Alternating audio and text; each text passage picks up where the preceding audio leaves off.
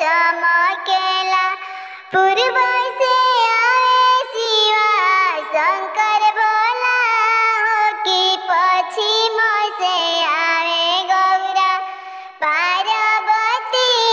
उनका लीला पर चमकेला हीरा मोती।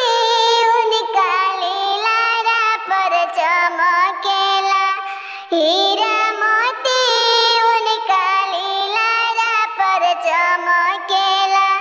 कहवा उतरब शिवा शंकर भोला हो कि कहवा उतरब गौरा पार्वती। उनका लीला पर चमकेला हीरा मोती। उनका लीला पर चमकेला।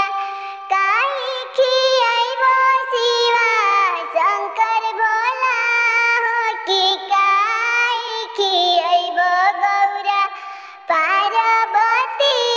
उनका लीला पर चमकेला हीरा मोती। उनका लीला पर चमकेला। भंगिया खियाइबो शिवा शंकर भोला हो कि लड्डुआ खियाइबो गौरा पार्वती। उनका लीला पर चमकेला हीरा मोती। उनका लीला पर चमकेला।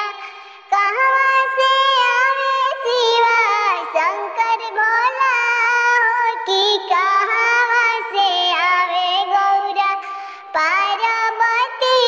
उनका लीला पर चमकेला